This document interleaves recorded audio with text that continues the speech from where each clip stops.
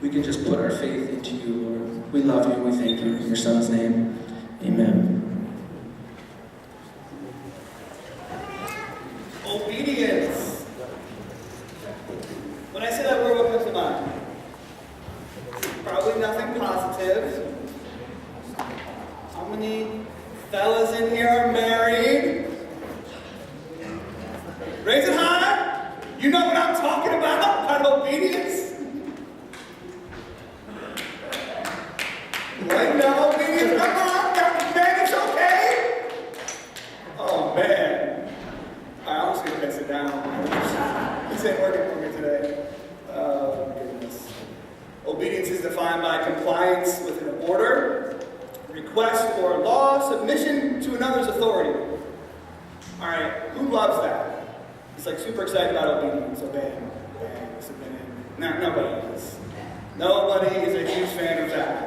No one likes that at all, especially in today's society, because ain't nobody gonna tell me what to do. Am I right? Yes, that's right. That's right. That's right. Ma'am, you're gonna have to slow down on the freeway. But I don't want to. Now this is so funny because this was in my mind as I was preparing the sermon, and consequently, I got pulled over this morning when my wife was driving. You know what he said? Ma'am, you're going to have to slow down. And we walked back to the car, she said, I don't want to. Right? Sir, you can't fill that Ziploc bag up with Taco Bell sauce to take it home with you. You can't do that. You're supposed to take 6, not 66. But I want to, because I like Taco Bell sauce.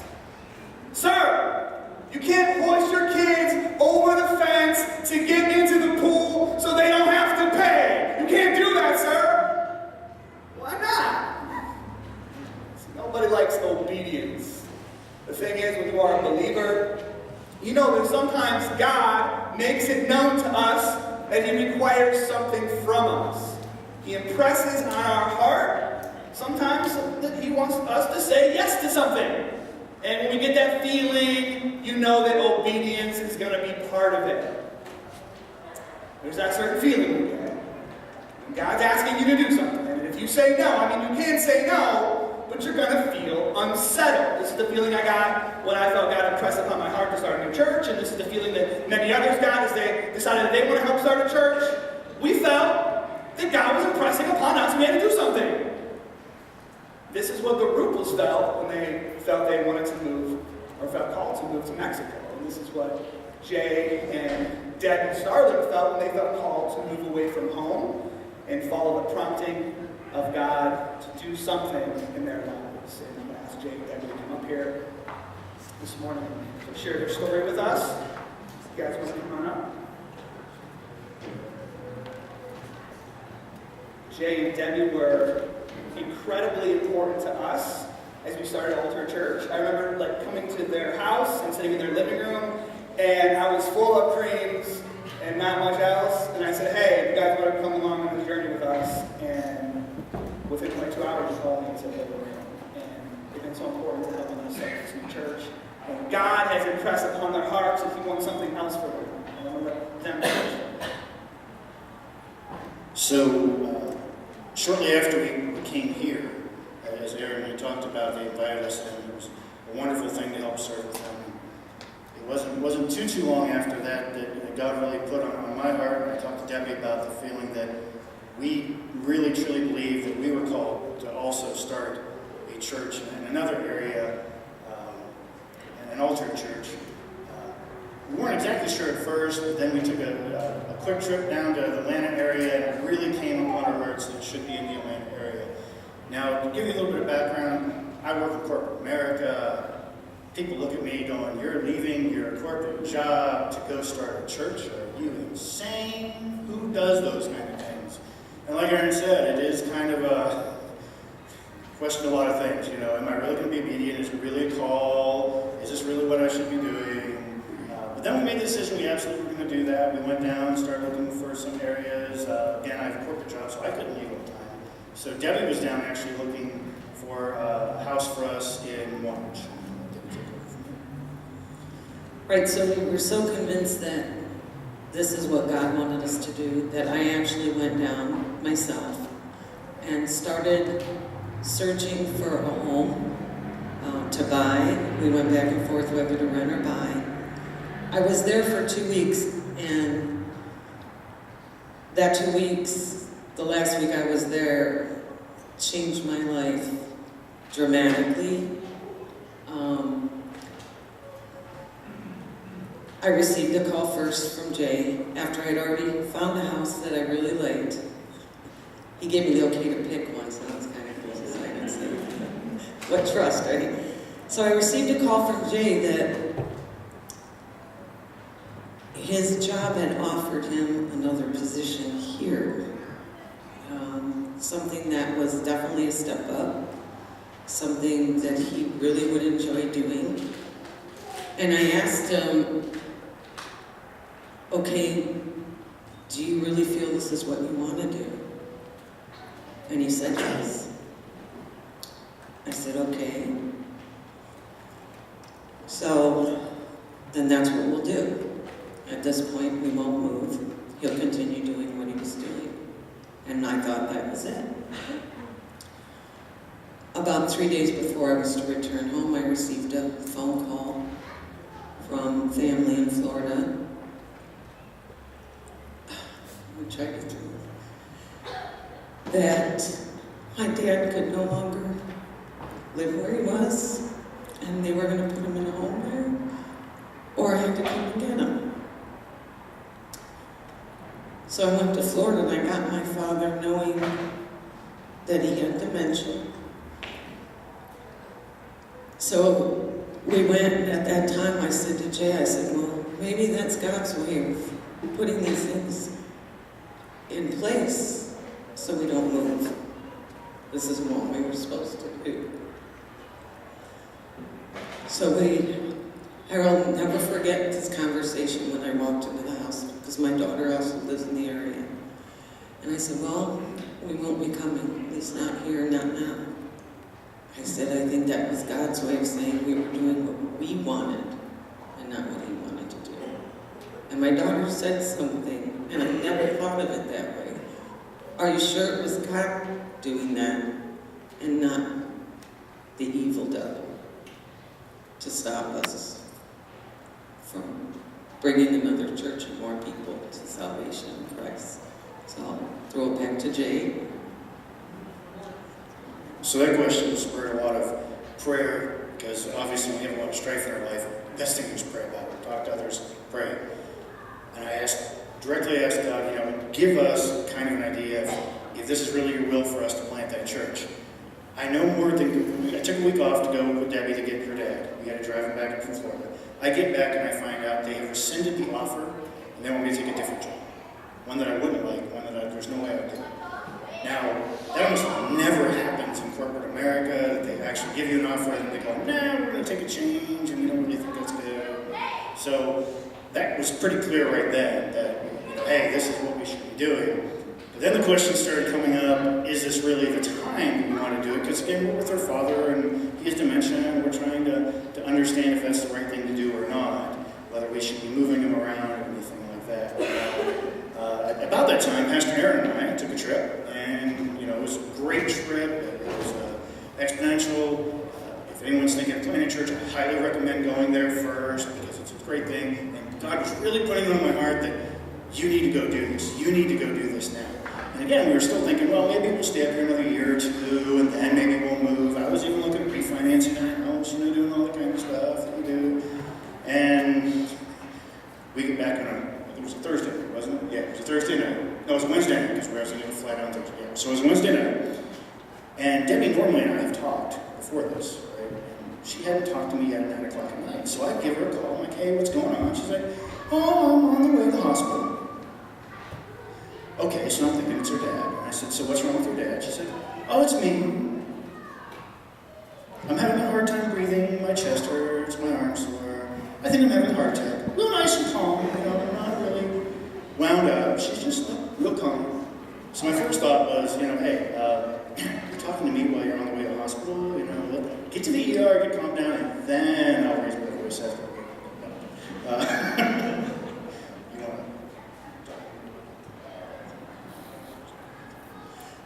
so he's right. That whole day, I had chest pains on and off. I was alone at home with my father, who could not be left alone. Jay was out of town. Early evening, I walked across the street to my neighbor and said, I need you to take me to the hospital. I think I'm having a heart attack. So they took me. It was crazy just trying to get somebody there to stay with my dad. He was worried, and I didn't want to take him with me. So I didn't have a heart attack, praise God. But I did have to stay in the hospital a day or two, I think it was. And now, from there, I'll give it back to Jay, because this impacts him. So I left out of that story earlier in the day. Aaron and I were talking. I really prayed, God, if this is your will, please let me know that I should be moving down there, and that Debbie and I should be moving down there. And one of the things about the condition that Deb has is that the doctor's been telling her for years, you need to move south in order to be able not to have this condition. So, by the grace of God, he had an event, showed her that this had happened right after I had done that prayer, and no damage had come to her, but it was a clear sign to me that, man, you need to go. You need to go. This is what you need to do. You need to go open a church. You need to get your wife safe down where she needs to be. So we've run into all these roadblocks, all these challenges. And yet each time through prayer and talking to God and together with our church family, because parts I'm leaving out is also, there's a lot of talks with Georgias and Kylers and just tons of people inside the church going, man, I don't know if I can do this. What do you think? I know Bill and I talked before about, Bill, I'm not sure about picking up his corporate life and leaving out of here. So there isn't just, it's a community that you're with. It isn't just you. It's being with God and being with the community that really made a difference for us. And we just have to thank all of you for being there for us.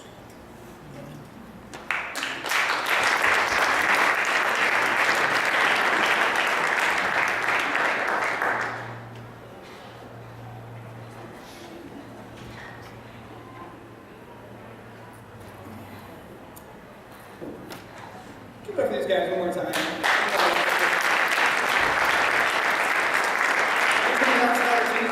Story sharing and supporting and encouraging the Starlings. We're going to see Jay around, and so the story is not completed. This is a start into a new chapter, and this church is there to support and love them.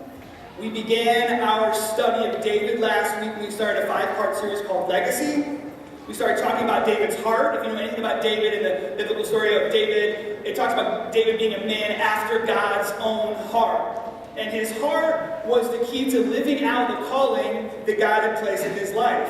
And we talked about David's heart needing to be stretched and developed. David was called when he was a 15-year-old boy. He was anointed, but he had to go back out into the field because he wasn't developed yet. He wasn't ready to take on that responsibility of being king. And we talked about how our hearts need to be developed and stretched. And there's this gap between our calling and our being completed. And while we're in that gap, we are tasked to develop our hearts just as David did through 3 things: dependence, obedience, and repentance. 3 attitudes that are essential to heart growth. Essential for us to move like David did from called to completed. And so last week we talked about David's dependence on God, how this helped develop David's heart and helped him to move from called to completed. And this week we're going to talk about David's obedience. And that's something that nobody likes, as we talked about, but it's essential in growing and stretching our hearts. And you can see how this has been such an important part of Jay and Debbie's journey. Obedience. God says, you gotta go. We're not quite sure how this is gonna line up, but we're gonna go. And this morning I want us to see how important it was to David's journey, so that you can see how it works in your own personal journey. Because you, like the Starlings and David, are called, but not completed. You guys are getting this. This makes me happy. I'm going to say it like 1,000 more times in the next couple weeks. This is really good. So what we want to do is we're going to open up our Bibles to 1 Samuel chapter 24. It will be up here. Now there's a lot of text, so I'm going to jump around a little bit. I'm going to move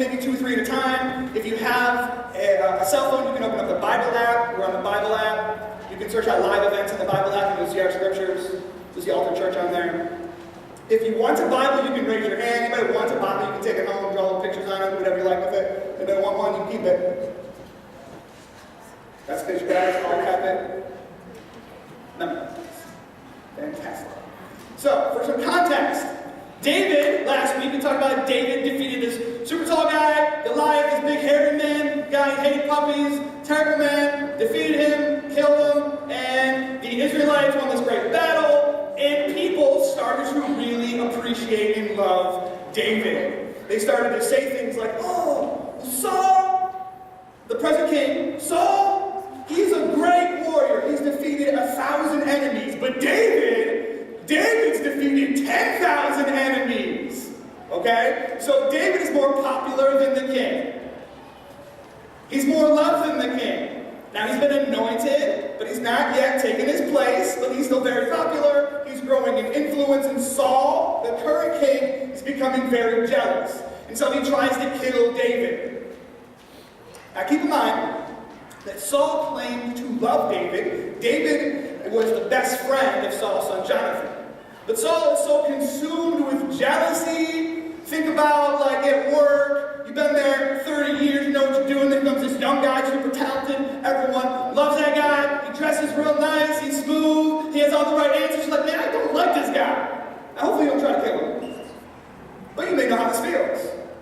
So Saul tries to kill David, not one time, not 2 times, but in 2 chapters, chapters 18 and 19 of 1 Samuel, he tries to kill David 12 times. 12 times. So David, the future king, who's been anointed, goes into hiding. Anybody know how long? 8 years. Goes into hiding for 8 years to escape Saul. So as we read this chapter together, there's this tension between Saul, who wants to kill his competition, and David, who's trying to survive, but also trying to move from called to completed, waiting patiently until it's his time to be king. So David is in hiding. David's in hiding, but Saul finds out where he's at. And so he sends a group of 3,000 soldiers to go find David.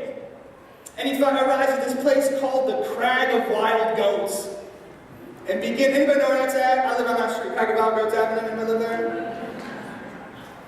Beginning in verse 3, he came to the sheep pens along the way. The cave was there. It's like one of those bizarre verses in the Bible. And Saul went in to relieve himself.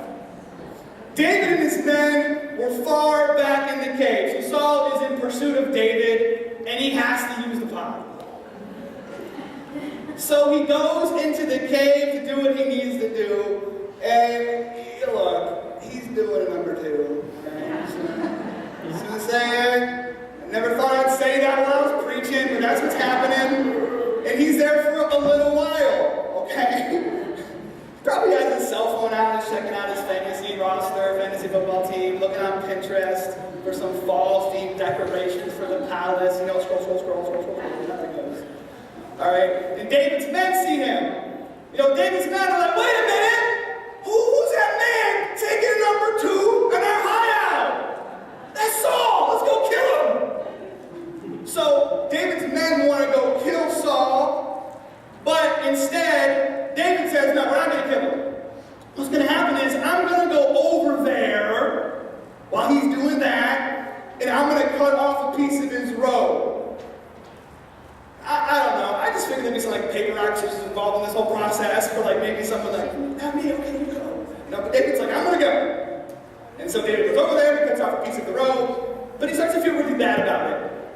It says in verse 5, afterwards David was conscience-stricken for having cut off a corner of his robe, and he says to his men, and pay attention to this is really important, the Lord forbid that I should do such a thing to my master, the Lord's anointed, or lay a hand on him, for he is the anointed of the Lord. Now David was anointed when he was 15, it's just not his turn yet, because Saul was also anointed, he was a terrible king. So David has to wait his turn. It's not his time yet. So tensions are high, they've been living in the wilderness, and really, they could really just end this now. If David just goes over there and kill Saul, then this is all over. But David chooses obedience. David tells his men, God has told me to wait my turn. God has told me that I am called but not completed. My life has been threatened. I've been in hiding. I've been waiting for 8 years, and I might wait 18 more, but God's told me it's not my turn. So I'm not going to hurt Saul, and neither are you. My moment will come. My time will come when God says my time has come. But until then, I am called but not completed. Yet God is working in my waiting. And so Saul leaves the cave unharmed. No idea that he nearly lost his. And as Saul and his men start to walk away from the cave, David does something very bold. He steps out of the cave and he yells out to Saul, "My Lord the King!" And then when Saul looked back behind him, David bowed down and prostrated himself with his face to the ground. He lays flat on the ground. David steps out of the cave. Of course, he's risking his life because Saul could have simply sent his 3,000 men back into the cave to slaughter David and all of his men. David comes out and he makes a proclamation. Now, if this was us, we might talk some smack, right? We'd be like, "Dang, I just saw you using the potty." You guys want to do that? That's how it is. David doesn't do that. David bowed down, laid on the ground with his face in the dirt in respect to Saul, who is the king. So now he's totally vulnerable, laying on the ground. And David saying to Saul, "I am your servant." While he's laying on the ground in verse 9, he says, Why do you listen when men say David is bent on harming you? This day you have seen with your own eyes how the Lord delivered you into my hands in the cave. Some my men urged me to kill you, but I spared you. I said I would not lay my hand on my Lord to Saul, because he is the Lord's anointed. See, my father, look at this piece of your robe in my hand. I cut off the corner of your robe, but did not kill you. And so what David is doing is he's addressing the people who may be speaking into Saul's ear, saying that David wants to kill you. David wants to take your throne. David's saying, no, I respect and honor you. Do you see me laying face down? Do you see, king, that I mean you no harm? There was people among my soldiers who wanted me to kill you, but I couldn't do it because I'm obedient to God and I respect you. And so Saul, he sees David in humility. He looks down at his robe. He sees that what David's saying is true. There's a piece of his robe missing. So Saul is sort of overcome with guilt. He's convicted. And he shouts out in verse 16, David, my son! What's interesting is that David calls Saul his father in verse 11. And then here Saul calls David my son. So you can see the fondness that they should have for one another. But something's just gone terribly wrong. And so Saul is moved to tears in front of his men. The Bible describes Saul as this tall, imposing, muscular, handsome figure. Someone who would be important to have that machismo, an alpha male mentality in front of all of his soldiers, but he's crying. And Saul says in verse 17, you are more righteous than I. You have treated me well, but I have treated you badly. You have just now told me about the good you did to me. The Lord delivered me into your hands, but you did not kill me. But then it says, it's Saul, in that feeling of shame and guilt. He went home. He turned around and went home. And David's men went right back up to that stronghold. So David and his men remained obedient. He didn't harm Saul. He spared him, humbled himself, made himself vulnerable, and Saul responded in shame. Saul understood he'd been treating David unfairly. He felt guilty and he went home. So the cave is the turning point. Because David could have taken matters into his own hands. He could have listened to his men. He could have ended his waiting, but obedience compelled him to turn the rest of his story back over to God. And I can't see how this is going to work, but I know I have to be obedient, and you're going to take care of it, so I'm going to do as you ask, even if I can't see the end of it. I think it would be really great if the story just kind of ended here. If David's waiting ended here. It would have been wonderful if there was this reconciliation and David received the ending that he had been hoping and waiting for. But it doesn't end here. The text doesn't say David and Saul both went back home. Saul died peacefully and David became the king. It doesn't say that. That's not what happened. Because David's still on the run. Saul has just given up his pursuit. For now. Because the same exact story happens again 2 chapters later. Saul, full of jealousy, can't take care of this David, pursues David with his 3,000 men, and Saul is sleeping in his camp, and David's men then want to kill him, and why wouldn't they? Look, David, we've been here before. We just got through this. Here he is again chasing us. Last time he said how sorry he was. He was crying, said how sorry he was, how you are righteous, and here he is again chasing us and trying to kill us. David reminds his men that God had forbid him from harming Saul.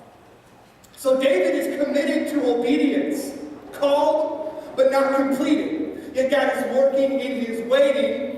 David descends onto the camp of Saul as he's sleeping. David steals his spear. And when they wake up in the morning, David calls out to him. He says again, Saul, I could have killed you, but I didn't. I'm trying to do right by you. Leave us alone. And Saul, again, oh, David, my son, is that you? He gets all emotional again. He feels terrible. And he goes back home. But even in this second encounter, the story doesn't end. It doesn't say they went back to Israel together as BFFs, holding hands, singing songs, kumbaya, in the sunset. David was still afraid of Saul. It says in chapter 27, verse 1, one of these days, this is David saying this, one of these days, Saul is going to kill me. And so David goes even further into the wilderness. David couldn't see how it was going to end. He couldn't see how God was going to fix it. David couldn't visualize the fulfillment. He just knew he had to obey God's requirement. God does fulfill his promise to David. He just has to wait 4 more years. 4 more years. Living in the wilderness, away from his people, away from his family, away from the promise that God has given him. 4 more years of fighting and struggling and waiting, hoping that his time would finally come. Now, I don't know about you, but when I read stuff like this, and it seems like this theme is in every story of every great figure in the Bible, you wouldn't wonder why God just couldn't have made it a little bit easier.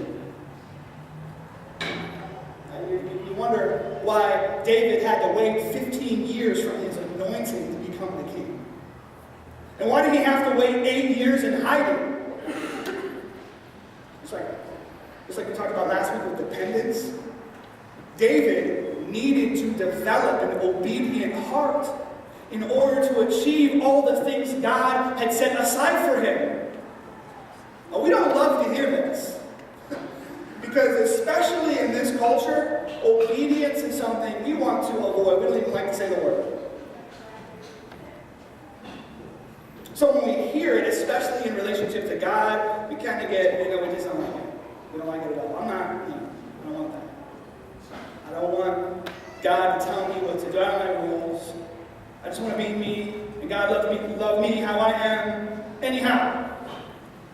Thing is, in our personal lives, every single day, obedience is actually a thing, right? Who has a job? Okay.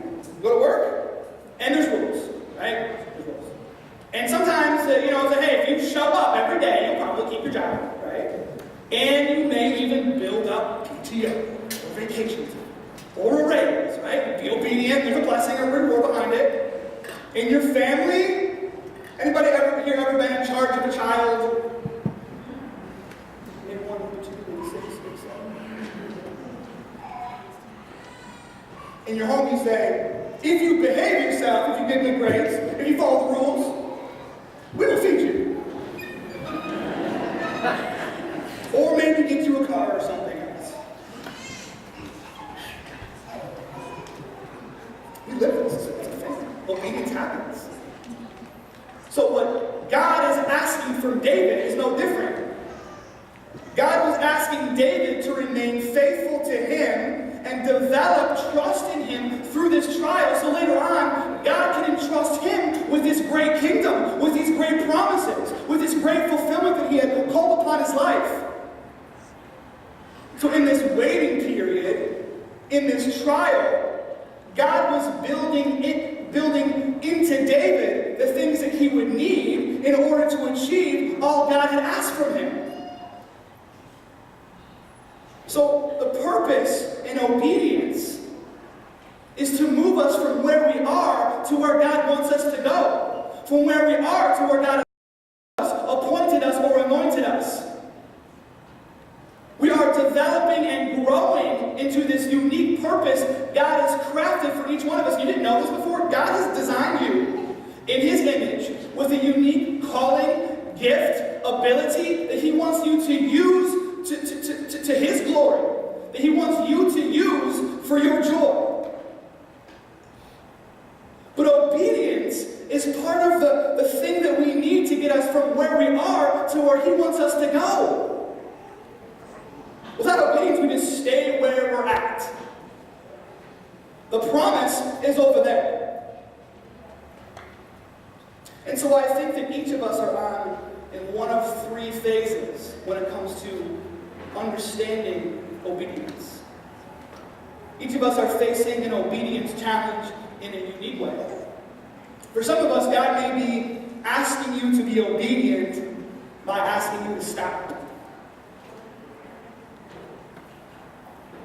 There's this thing in the Bible, and it's called sin, and it's a thing, and we hear about it in churches all the time. Sometimes it's too much. We accentuate that too much. But what it is, it's missing the mark. It's us not in line with who God wants us to be, and we're kind of going over here. He's trying to pull us back over here. God may be telling you to stop because you keep missing. He wants you to align yourself with him. And if you don't do this, you can stay in the same spot perpetually. You can't figure out why you're not growing. You keep saying things like, I'm so distant from God, I don't understand, I can't hear him. I don't know what he wants from me. Maybe you wonder why you're always angry, you're having difficulty finding and keeping joy. God may be asking you to stop.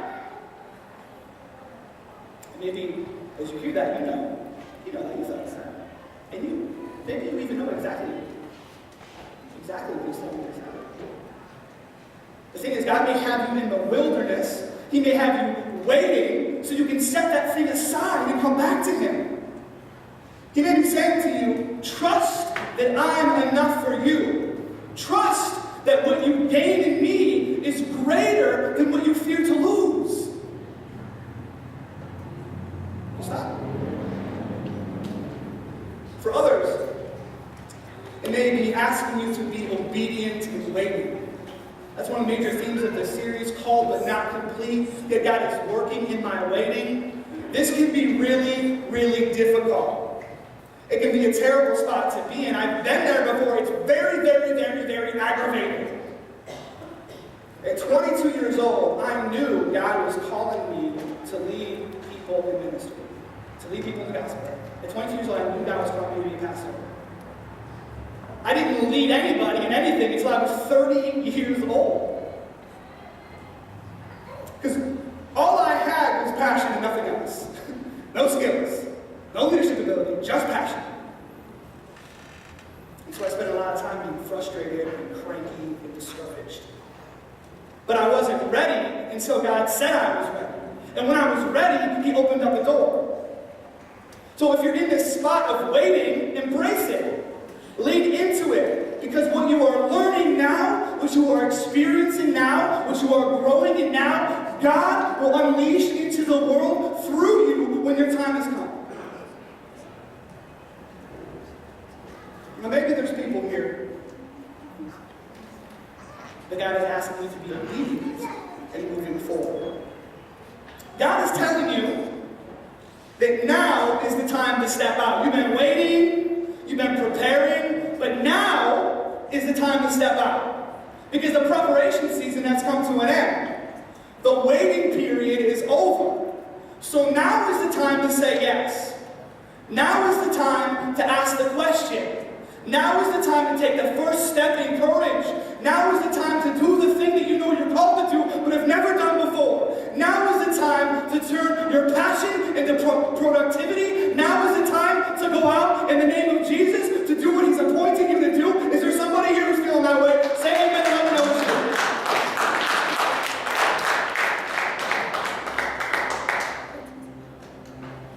In obedience, God is telling us to stop. Or maybe he's telling us to wait. Or maybe he's telling us to move forward. No matter which space you're in, he's probably telling us to do something that we don't want to do. Because if God is telling you to stop, well, you probably don't want to stop because what you're doing and what you're in probably feels good and you like it. God, I don't want to stop. If you're in this spot where God is asking you to wait, you probably don't want to wait. You probably want to move forward. And if God is asking you to move forward, you probably just want to wait. Why not, God? Can we wait some more time, God? I'm not ready, God. Obedience is difficult because it involves putting aside things we want from us in order to achieve the destiny God wants for us.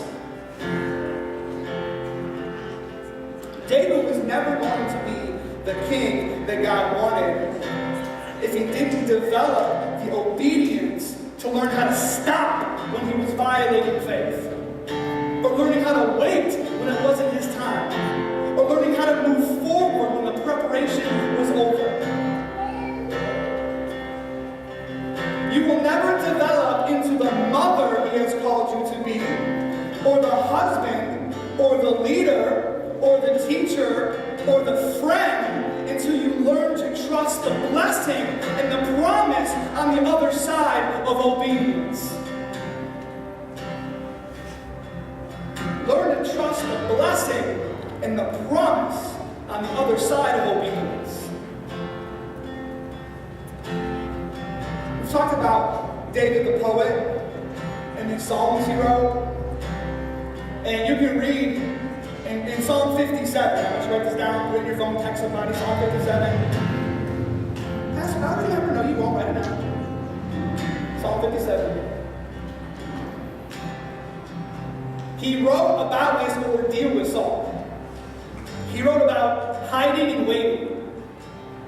And when you read this psalm, you can see David's struggle. You can hear it. You can sort of feel it in your heart what he was going through. You can see the difficulty in being obedient to God. He says, I cry out to you, Most High, to God, who vindicates me. He sends from heaven and saves me. There's people chasing me. I can't get away. I've done nothing wrong, but they pursue me. This man who I'm supposed to love, who's supposed to love me, is trying to kill me. Yet God is rebuking those who hotly pursue me. God sends forth his love and faithfulness. I am in the midst of lions. I am forced to dwell among ravenous beasts. I'm out in the wild. I don't have any food. I should be at the palace. And there's these men whose teeth are spears and arrows. Their tongues are sharp swords because they keep accusing me.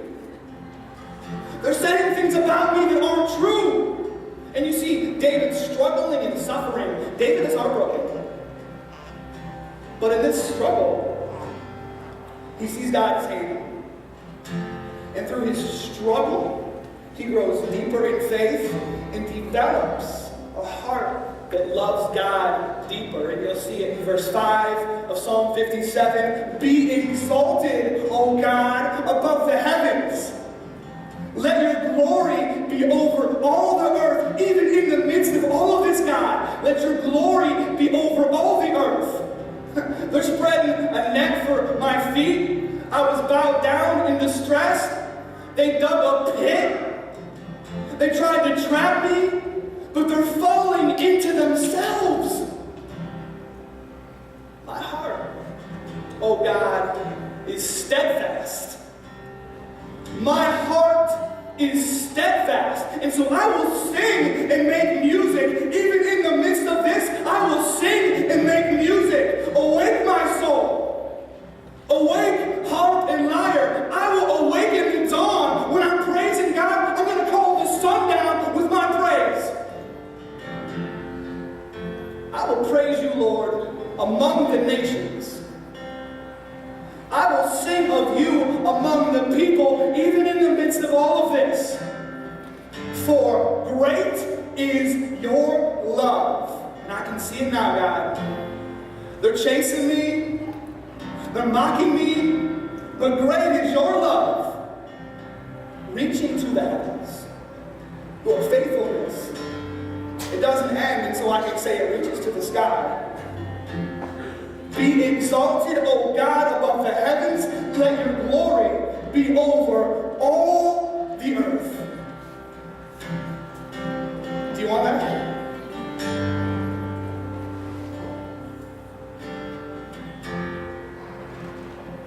Whether God is telling you to stop, telling you to wait, or telling you to move, lean into it. Trust Him. Say yes. Let's worship Him.